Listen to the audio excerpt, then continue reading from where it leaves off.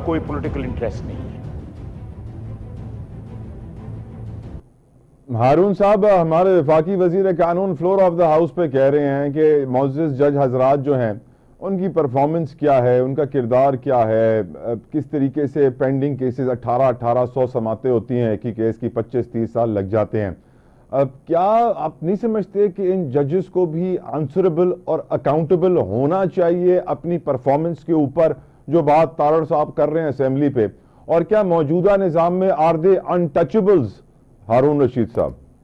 बिल्कुल जी, जो तारक साहब बातें की है वो बिल्कुल ठीक है।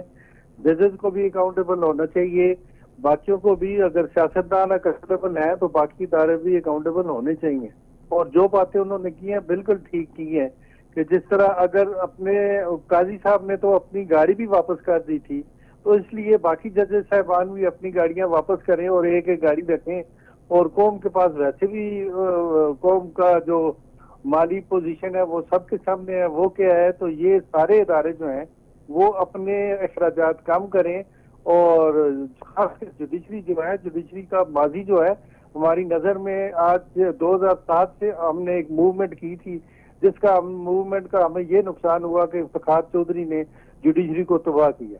इसलिए हम तो निकले थे कि जुडिशरी आजाद हो, लेकिन ये आजाद होने के बजाय खुद मुख्तार तो हुई है, लेकिन अपनी जात के लिए हुई है, पब्लिक के लिए ये नहीं हुई। और पब्लिक को और पाकिस्तान को बड़ा नुकसान हुआ है इनको फैसले से। हारून साहब, आपने भी ऑन रिकॉर्ड ये बात कही है काफी दफा कि हाँ, पाकिस्तान को जुडिशल रिफॉर्म्स की जरूरत है, पर इस तरह जुडिशल रिफॉर्म जो लाए जा रहे हैं जो इतने कॉन्ट्रोवर्सीज का शिकार हो जाते हैं कि छुट्टी के दिन भी पार्लियामेंट खुलती है, रात 11 बजे 5 मिनट का इजलास भी होता है और लगता है ऐसे है कि लाइटनिंग स्पीड पे कानून साजी होने वाली है।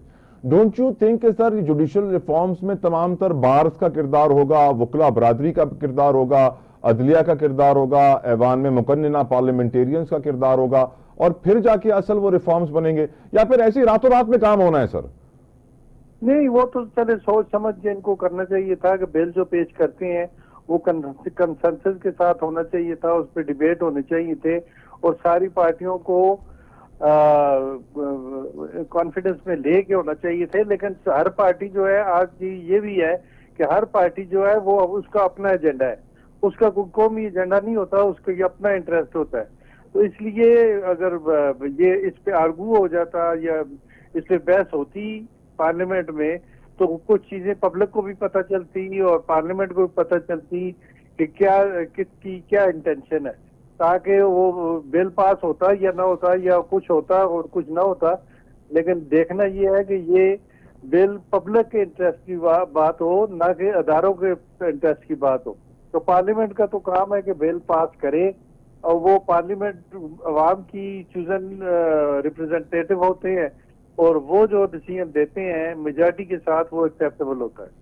सर, आबिद जुबैरी साहब से मेरी गुफ्तगू हो रही थी, उन्होंने बताया कि उन्होंने अदालत से रुजू कर लिया है, सुप्रीम कोर्ट में दरख्वास्त दायर कर दी गई है कि इस आईनी तरमीम को कलअदम करार दिया जाए। क्या आप समझते हैं कि काजी फायज ईसा साहब इस आईनी कानूनी एक्सटेंशन को कबूल कर लेंगे, जिन्होंने ऑफ द रिकॉर्ड कहा था कि मैं एक्सटेंशन नहीं लूंगा? देखें, इसका काजी साहब से कोई तल्लुक नहीं है। काजी साहब के इंडिविजुअल जात के लिए ये बिल नहीं पास हो रहा। काजी साहब के बाद जितने भी आएंगे वो ही फॉलो करेंगे जो काजी साहब के दौर में ऑर्डर होगा।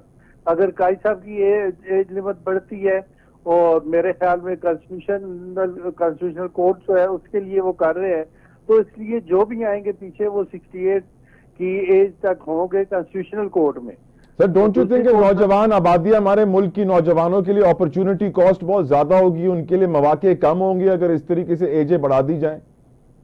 नहीं, ये सारों की नहीं बढ़ेगी। ये मेरा ख्याल है कि ये सिर्फ कॉन्स्टिट्यूशनल कोर्ट के लिए है, बाकी कोर्ट नहीं। सर, हमारे पास जो सर आई भी इतला, तो सुप्रीम कोर्ट की एज 68 कर दी जाएगी फ्रॉम 65, और हाई कोर्ट की एज 62 से 65। सर, मैंने भी ये पहले सुना था, लेकिन बाद में मुझे क्लैरिफाई किया गया कि ये सिर्फ कॉन्स्टिट्यूशनल कोर्ट की एज जो है उन जजेस की एज तो बढ़ेगी। Sir, what do you mean by constitutional courts? वैसे आम आदमी के लिए वो एक नई कोर्ट का शूट कर रहे हैं। तो सर, ये कॉन्स्टिट्यूशनल कोर्ट बड़ी होगी या सुप्रीम कोर्ट बड़ी होगी? सर, आईनी अदालत बड़ी होगी? नहीं, वो तो दोनों इक्वल ही है, सिर्फ बेंच अलग अलग होंगे कि कॉन्स्टिट्यूशनल कोर्ट जो है वो सिर्फ अगर दोनों के चीफ जस्टिस इक्वल होंगे तो सर डोंट यू थिंक कि कुछ कॉन्फ्लिक्ट क्रिएट होगा इससे?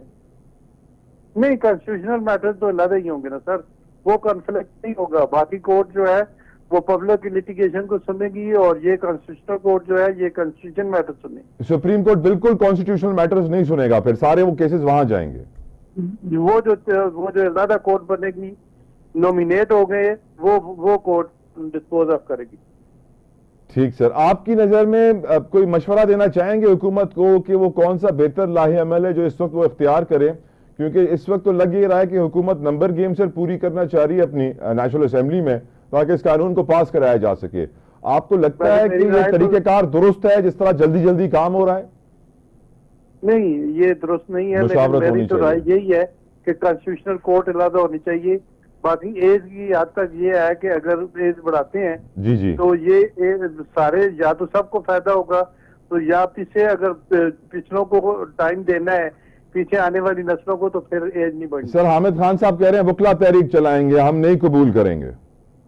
आमद खान के पास कौन सी वकला की पावर है कि वो चलाएंगे? सर कराची बार काउंसिल ने भी मजम्मत की है, मलीर बार काउंसिल ने भी मजम्मत की है और एक और बार काउंसिल है, इसके विषय में नाम नहीं अभी ले पा रहा हूं, लेकिन नहीं, मजम्मत करना हर एक का राइट है, मजम्मत करें। लेकिन ये जो कहते हैं कि वकला मूवमेंट चलाएंगे, पार्लियामेंट जो करेगी, पार्लियामेंट सुप्रीम अदारा है, पार्लियामेंट अपना काम करती है, वकला की मूवमेंट से पार्लियामेंट तो बना नहीं हो सकती। और आप कह रहे हैं पिछली वकला मूवमेंट से भी नुकसान हुआ था, चौधरी इफ्तिखार वाली अभी भी चलेगी तो नुकसान ही होगा।